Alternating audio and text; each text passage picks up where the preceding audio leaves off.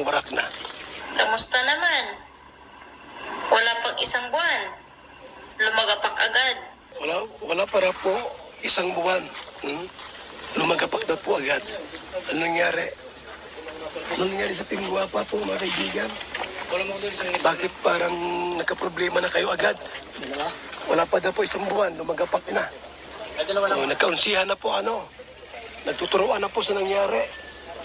About sa tulpuhan. Ano nangyari? Kaya yung sinasabi na makontento ka kung ano meron sa'yo. Yan, biblically po. Kung anong meron ka, pasalamatan niyo po.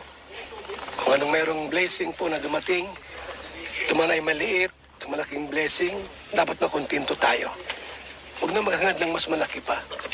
Dapat matutong magpasalamat sa Panginoong Diyos. Walang masama ang mangarap o maghangad ng sobra-sobra, pero wag kang humakbang sa mali. Hindi man daw po masamang mangarap. Tama. Totoo yan, ha? Di masamang mangarap kung anong gusto mong gawin, pero dapat sa tama lang po. Huwag humakbang na alam mong mali. Tulad niyan, alam naman na ang kalinga po'y natulong, binahayan, binigyan ng pangkabuhayan. Lahat na lang po nasa kanila. Pero di ko alam kung bakit, kung anong gusto nilang mangyari. Kasi kapag nilakbangan mo yan na ginamitan mo ng maling pamamaraan, nakukuha mo siya. Pero mabilis ka lang madapa. Oo nga po, madali siyang makuha. Yung gusto mo, yung madalian na plano, madali ang sa pilitan, na gusto mo makamit ka agad. Pero sabi nito po, mabilis din namang mawala, madapa.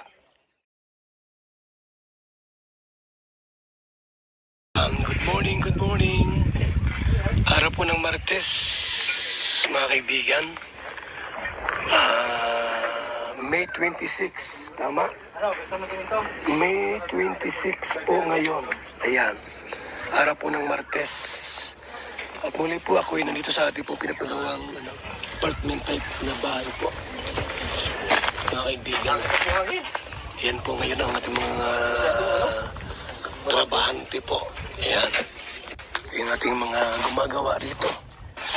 Ang gumagawa po. Ayan.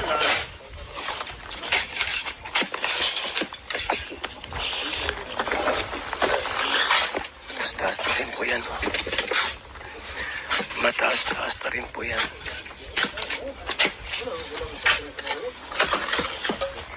Matibay itong pagkagawa na ito. Kasi yung ilalim niyan po, buhos.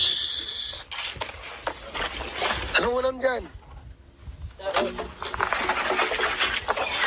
Yung bango sa pang-ihaw, nandun pa? Nandun pa po sa Mamaya mga alas 2, kunin nyo na doon.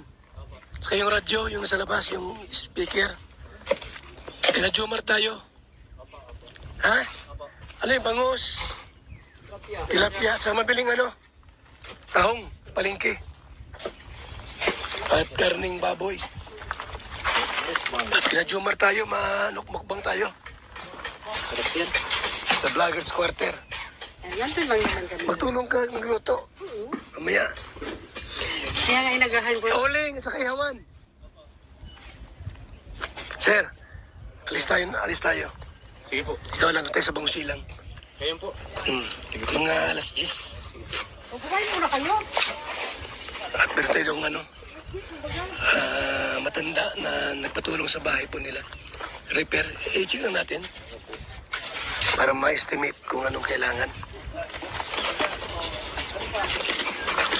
So ito po, mga kalingap. Gusto lang ko pong reaksyonan itong kay Sildia Vlogs sa Facebook page niya po. Ito sinabi. At nakita ko po ito mga kaibigan about sa kanyang reaction kay Beyonce at sa Batanero family. Mga kalingap. Ito ang video po. Mga kalingap. Real talk ito real talk. About sa ginawa nila Beyonce sa atin, sa Team Kalingap. Ito po ang video. Mga kabady, nakita niyo na ba yung kumakalat ngayon? Nabasa niyo ba yung mga comment ni Beyonce? Laglaga na sila ngayon. marami po kumakalat ng mga video po ano. At yun nga, parang against na kay Dr. Love. Laglagan na raw po sila. Anong paki ko sa kanila kung maglaglagan sila? Basta kami po, nasa tama lang tayo mga kaibigan. Kami ay talagang pagtulong, paglingap. Tulad dito po. Ito po ay para sa ating mga scholars. Mga estudyante po na walang mauuwian, walang matutulugan, dito po sila itira. Libre po, ha? Ang pagtira dito. Ayan. So kung sila po ay nagdalaglagan na po, wala akong pakialam sa kanila mga kaibigan. Ginawa nila, pinatulpo tayo. Bahala sila. Kung doon sila masaya, bahala sila. Basta po si Val Santos Matubang, walang ginawa kundi puro pagtulong at paglingap sa ating kababayan. Kung saan sila masaya, doon sila. Basta tayo po, sa pagtulong tayo masaya, mga kaibigan. Ginagawa po natin ngayon, talagang project, pabahay, at iba pa po. Kalingap mga kaibigan. Ayun, si Dr. Love, sana naman pupulutin. Kung si Dr. Love po yung tatanungin, nasa kanya po yan. Matanda na ba yan? Pero sabi ni Kalingap Rab, ay talaga naman. Hindi na siya pwedeng bumalik. Mag-charity siya. Ang charity po ay para man sa lahat yan eh. Ganun po yan. Pero yung sabi natin, babalik pa sa Kalingap, hindi na babalik yung mga yan. Kahit si Biancy po, hindi na babalik yan. Mahiya, simple yun. Ano sir? Babalik pa si Biancy din ha? Lagay mo. Nasaan yung hiya niya kuya pag bumalik pa siya kuya? Kaya nga ni, wala nang babalik yan. Hindi na babalik yung mga yan. Wala naman po kasing ginawa sa kanya yung kalingap na masama. Wala. Kung mayroon man, di sana nagdapit sa atin at magtanong kung ano. Dapat po sana bago siya nagpatulpo, nag-isip muna siya, pwede na siyang kausapin ni kuya. Pinuntahan ko pa doon sa kanila. Pumunta man po doon, ay nag-U-turn man yung tatay. Nag-YouTube. So kung si Dr. Love po, di na po babalik yan sa Kalingap. Matanda na po sila at malalakas pa. Alam nilang ginagawa po nila mga kaibigan. Hindi mo dapat kaawaan kasi may mga sponsor naman yan. Tsaka alam nila ginagawa nila. Alam nila yan. Mga Kalingap. Imagine nyo yun? Sa YouTube live, nagko-comment si Beyonce at nanay niya. Sa YouTube live, ayan, nagko-comment po sila. Hindi ko alam kung anong kinukomment nila. Wala akong pakialam dyan kung anong kinukomment nila po, kung negative, positive. Sila na pong bahala dyan. Basta ako po, nagcha-charity. Ito po, pabahay po natin, apartment tayo para sa mga scholar. So yan, no, yung mga nag-reaction po, nakuha ko lang ito para at least po alam natin yung mga issues na sa Kalinga po, no, everyday, kung ano yung mga issue. Dahil sa mga reactor po, mga nagre-reaction sa Facebook, sa YouTube, ayan, nalaman natin yung mga issues po, mga concern ninyo. Lumalabas na si Dr. Love talaga may pakana nito. So, lumalabas na po na ang may pakana si Dr. Love, siyang mastermind. Sabi nito, sabi nito po na nag-reaction. Ayon sa kanyang obserbasyon. Tuloy po natin mga kaibigan ng buhay. Yan yung sinasabi mga kabady na kapag yung isang bagay na nakuha mo sa hindi magandang paraan, mabilis at mabilis lang yan mawawala sa'yo. Tama. May tama din, di ba? Tama naman eh. Kapag ang isang bagay ay mabilis mong makuha, mabilis ding mawawala. Tingnan nyo. Ang ganda ng buhay at sitwasyon ng pamilya Balatero sa Team Kalingap. Sinulot nila. Tumayo sila ng team nila. Nagtayo po ng Team Guapa. Yung nilagay nilang team, tinagay nilang Team Guapa. Ang logo po si Biancy, Red Saint, Dr. Lab, si Mang Iking at saka si Pulang Uod. O, kumusta na po yung Team Guapa ngayon? Ano ng updates? Ano ng balita? Team Guapa pa rin ba o Team Warak na? Kamusta naman? Wala pang isang buwan. Lumagapak agad. Wala para po isang buwan. Lumagapak na po agad. Ano nangyari? Ano nangyari sa Team Guapa po, mga kaibigan? Bakit parang nagka-problema na kayo agad? Wala pa na po isang buwan, lumagapak na. Nagkaunsihan na po nagtuturuan na po sa nangyari. About sa tulpuhan. Ano nangyari? Yan yung sinasabi na makontento ka kung ano meron sa'yo. Yan, biblically po. Kung anong meron ka, pasalamatan niyo po. Kung anong merong blessing po na dumating, ito man ay maliit, malaking blessing, dapat makontento tayo. Huwag na maghangad ng mas malaki pa. Dapat matutong magpasalamat sa Panginoong Diyos. Walang masama ang mangarap o maghangad ng sobra-sobra, pero wag kang humakbang sa mali. Hindi man daw po masamang mangarap. Tama. Totoo yan, ha? Di masamang mangarap kung anong gusto mong gawin, pero dapat sa tama lang po. Huwag humakbang na alam mong mali. Tulad niyan, alam naman na ang kalinga po'y natulong, binahayan, binigyan ng pangkabuhayan. Lahat na lang po nasa kanila. Pero di ko alam kung bakit, kung anong gusto nilang mangyari. Kasi kapag nilakbangan mo yan na ginamitan mo ng maling pamamaraan, nakukuha mo siya. Pero mabilis ka lang madapa.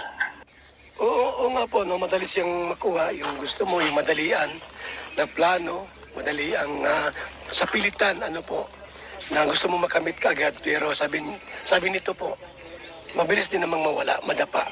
Ganun, talagang magaling, ha? Nabuhay ka po. Yung ating nag-reaction na ito, kung sino man ito, magaling. Pwede itong gawing kalingap reactor, ha? Magaling mag-analyze, ha? Kaya lesson learned. Kaya siguro hindi sumipot si Beyonce sa barangay. Kasi, bistado na. At siya mismo, ang nakakita na at nakarealize na siguro kung ano yung mga pangyayari. So, malaking pagsisisi yan. Ang inaabangan ko pa, si Beyonce mismo ang mag-post na nagsisisi siya sa lahat-lahat. At yung update ng Team Kalingap, lalo na si Kalingap Rab na mag-message si Beyonce na nagsisisi siya sa mga pangyayari. Baka sakali sa nangyaring ganito, ngayon pa lang siya makapag-isip-isip mag-message para humingi ng dispensa sa mga pangyayari. Mapapatawad din siya. Pero yung sugat, kahit anong mangyari dyan, may peklat na. Hindi mo na may babalik. Lalo na kapag yung tiwala na yung nasira. So yan lang po muna po ang ating pong reaksyon sa vlog na ito. Support natin po mga kalingap ang Facebook page ito mga kaibigan para po masuportahan po natin. Sa huling bahagi po ng ating vlog na ito, naroon nyo kayong Facebook page. Yung kanya pong pangalan po, At salamat po sa inyong walang sawang suporta. So listen, learn. At sabi nga nito, pwedeng mapatawad, pero yung babalik sa kalingap, mahirap po. Kasi yung mga supporters ay dismayado po halos lahat. Dismayado po ang mga taong sumusuporta at nagtiwala kay Biancy noon sa pamilyang Batalero. Dahil po sa ginawa nila sa atin na pagpapatulpo o paggawa ng isang hakbang na hindi dapat. So salamat po sa ating lahat mga kaibigan, mabuhay po. At ito po ang page po mga kaibigan ng babaeng ito. Natin pong na-lectionin po ngayong araw na ito. Salamat, mabuhay, God bless. Ayan ang channel po niya mga kaibigan, Mayroong 40,000 followers. Philjan Vlog. Ayan mga kaibigan. Support natin si Philjan Vlog. Thank you so much. Mabuhay.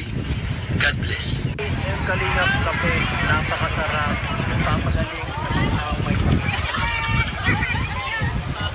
BSM Kalingap Kape, ang kaping may puso. Dito na kayo mga kaibigan, mga kalingap. At sigurado, gaganda at sasarap ang tulog at ang gising ninyo. Magandang umaga, Lolo. Ano yung iniinom mo? Ay, ito ba po? Ay, VSM Kalingap Kape. VSM Kalingap Kape? Bago yan, Lolo ah. Oo, apo. Ang kape may puso at maraming benepisyo sa ating kalusugan. VSM Kalingap Kape. 9-in-1 Healthy Coffee Mix. Ang kapeng may puso. VSM Kalingap Kape. Sa mga gustong umorder, tumawag lamang sa numero ni Kuya Val, 0929-1132-469. VSM Kalingap Kape. Ang kapeng may puso. VSM Kalingap Kape. Ayos, Lolo. Yan na lang din ang iinumin ko. VSM Kalingap Kape.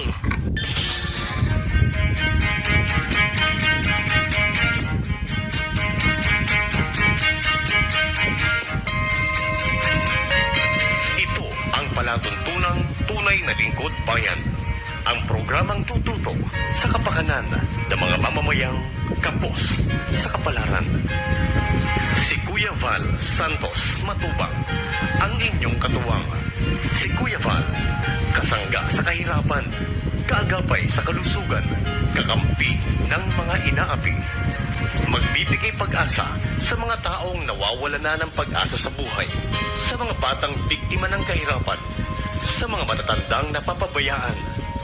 Si Kuya Val, ang inyong sandigan. Val Santos Matubang, sa palatuntunang lingap sa may hirap.